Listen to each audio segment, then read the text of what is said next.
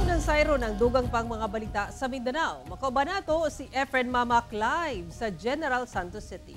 Efren. Salamat, Sara. Naglusad og inquiry ang sangguniang panlalawigan sa Davao Oriental kalabot sa report nga gingong oil smuggling sa mga lungsod sa Tarragona ug Baganga sa maong probinsya. Ang Bureau of Customs gikumpirma nga doon na gayoy smuggling nga nahitabo. Anya report ni Argil Relator.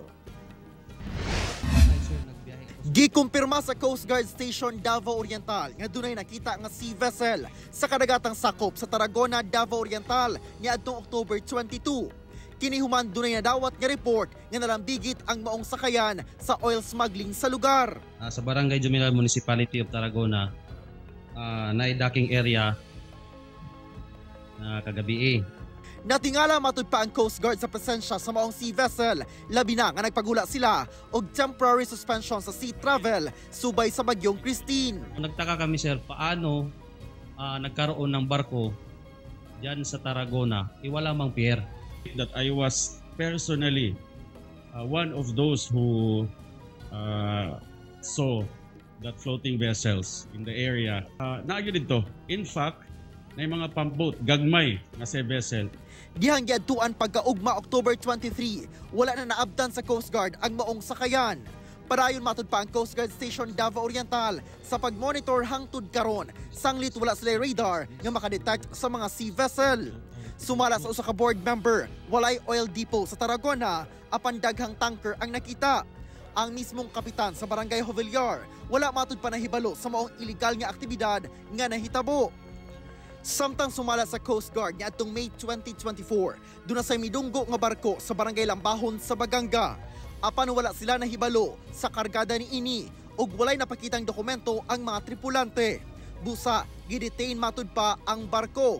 Apan nakasibat. Asa nakaroon ng barko, sir?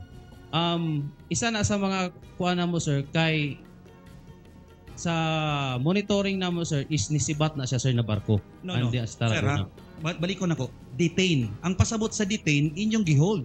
Yes, sir. Nakatali sa pier, sir. Okay. And paunsa nakalakaw? Kung gidetain ninyo, gibantayan, paunsa nakalakaw? Ang personnel ko, sir, sa Davao, Baganga, sir, is 5 lang. Okay. We have lack of personnel. So at that time, sir, ongoing din, sir, ang construction ng aming substation sa San Victor. Hindi, sir, 24 hours na kaya naming bantayan yan, sir. Kasi meron din kaming other function na ginagampanan. Aminado ang Coast Guard nga wala sila mahibalo kung unsa ang sulod sa barko. Apan sa mga may gula nga video, dunay mga tanker nga mibiyahe na. Sa ilusad nga inquiry sa sesyon sa sangguniang bayan sa Baganga, labot fuel depot ug barko nga naa sa Barangay Lambahon. Mr. Christian Gilasalde, during the session, they admitted na nag-dry run sila, naghabwa og 281,000 liters. Naglusad na matud pa og raid ang NBI 11 sa maong fuel depot. Apan wala sila nakitang actual smuggling activity. Apan doon na matud pa sila nakita nga Bisaya-speaking Chinese nationals. While we were doing the right to custody, we were advised by Manila to return. The instruction was that's the job of the immigration. Gikumpirma sa Bureau of Customs nga kaso kini sa smuggling. With this kind of pure smuggling, this is an example of a pure smuggling.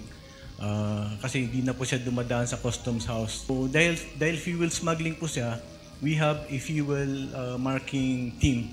Sumala sa SP Davao Oriental, ginalusad ang investigasyon in aid of legislation aron makamugna sila og mga resolusyon ug ordinansa sa pagpahugot sa seguridad sa probinsya ug pag-alokar og igong budget sa law enforcement agencies aron masigurong mahimo nila ang ilang mga katungdanan. Ako si Argil Relator. 1 Mindanao.